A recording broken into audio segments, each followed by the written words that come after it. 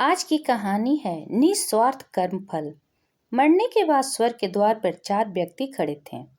इन 4 व्यक्तियों में पहला राजा था, दूसरा एक बिजनेसमैन था, तीसरा पंडित था और चौथा एक आम आदमी मजदूर था।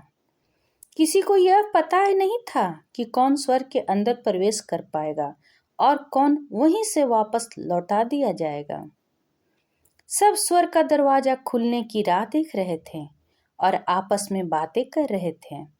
जैसे कि राजा को मरने से पहले से ही आदत थी, उसने अपनी बात सबसे पहले बताई। राजा ने कहा, मैं बहुत प्रख्यात राजा हूँ। मैंने धरती पर अपना बहुत नाम कमाया है, इसलिए पूरी संभावना है कि मैं ही स्वर्ग में जाऊंगा। फिर व्यापारी ने अपनी बात सामने रखी। वह बोला, मैंने धरती पर खूब धन कमाया और उस धन से मैंने सैकड़ों लोगों की मदद की, इसलिए मैं ही स्वर्ग का हकदार हूँ। अब बारी थी पंडित की, तो पंडित ने मुंह खोला और सबको यह कहा, चाहे तुम जो सोच लो, लेकिन यह बात तो तय है कि स्वर्ग के दरवाजा खुलेंगे तो मेरे लिए ही। सब जानते हैं कि पंडित दिन रात भगवान को याद करते हैं, इसलिए स्वाभाविक है कि स्वर्ग में पंडित का स्वागत किया जाए। जब सबने अपना अपना पक्ष रख दिया, तब सबकी नजर उस मजदूर पर थी जो चुपचाप अपनी नजरें झुकाए बिना कुछ बोले वहीं पर खड़ा रहा। स्वर्ग का दरवाजा खुला और वहां पर एक देवदूत आकर खड़ा हो गया। देवदूत के हाथों में एक पुस्तक थी जिसमें इन सभी के कर्मों के बारे में लिखा हुआ था। देवदूत ने सबसे पहले राजा को अपने पास बुलाया और उसको पूछा, तुम बताओ, तुमने अपने जीवन में क्या क्या अच्छे कर्म किए हैं। मैं उन्हें उस पुस्तक में देखकर फैसला करूंगा कि तुम्हें अंदर आना देना है या नहीं। राजा ने कहा, मेरा राज्य जितना बड़ा था उतना ही समृद्ध था और मेरी राज्य के सभी लोग खुशहाल थे। सभी बड़े आनंद से रहते थे। मैंने उन्हें कभी भी किसी चीज की कमी नहीं होने दी। यही मेरे अच्छे कर्म हैं। देवदूत ने अपने पुस्तक में देखा और देखने के बाद राजा से कहा, तुम सच बोलते हो। तुमने अपने राज्य की प्रजा को बहुत सुखी रखा था, लेकिन तुमने अपने राज्य की सीमा बढ़ाने के लिए जितने युद्ध किए थे, उन युद्ध की वजह से हजारों सैनिकों ने अपनी जान गंवा दी थी। उन हजारों सैनिकों के परिवार के दुख का कारण तुम बने थे, इसलिए तुम स्वर्ग में नहीं आ सकते। अब बारी थी व्यापारी की। व्यापारी से जब देवदूत ने पूछा कि तुम्हारे अच्छे कर्म क्या हैं, तब व्यापारी ने उससे कहा, मैंने सैकड़ों लोगों को खाना खिलाया है, कई आश्रमों में दान किया है, कई निराश्रित लोगों के लिए घर बना कर दिया है। यह मेरे अच्छे कर्म हैं। देवदूत ने फिर से अपने पुस्तक में ध्यान से देखा और देखने के बाद व्यापारी से कहा, तुम्हारा कहना भी ठीक है कि तुमने बहुत दान धर्म किया है, लेकिन यह दान धर्म तुमने जिन पैसों से किया है, उन पैसे को कमाने के लिए तुमने न जाने कितने झूठ बोले हैं, कितनी हेरा फेरियां की है और कितनी मिलावटें की हैं। इसलिए तुम भी स्वर्ग में नहीं आ सकते।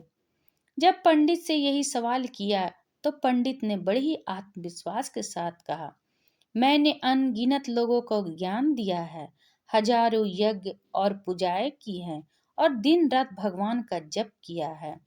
इससे अच्छे कर्म और क्या हो सकते हैं। देवदूत ने अपनी पुस्तक के अंदर झांक कर देखा और पंडित से कहा, आपने जितने भी लोगों को जो भी ज्ञान दिया है, उन बातों पर खुद कभी अमल नहीं किया। आपने यज्ञ, पूजा या भगवान का नाम निस्वार्थ भाव से कभी नहीं लिया, इसलिए आपका भी स्वर्ग में आना प्रतिबंधित है। मजदूर यह सब देखकर हैरान था। वह अब तक जिन्हें महान समझता आ रहा था, उनकी व्याख्या स्वर्ग के दरवाजे पर आकर बदल गई थी। धरती पर जिन कामों को अच्छा समझा जाता है, उनका यहाँ पर कोई मूल्य नहीं था। यमदूत ने जब इस मजदूर को अपने पास बुलाया और इससे पहले कि वह उससे उसके अच्छे कर्मों के बारे में पूछता, मजदूर बोल पड़ा, प्रभु, मैं जानता हूँ कि मैं भी स्वर्ग में आने के लायक नहीं हूँ, लेकिन मैं फिर भी एक बार बाहर से ही स्वर्ग को झांक कर देखना चाहता हूँ।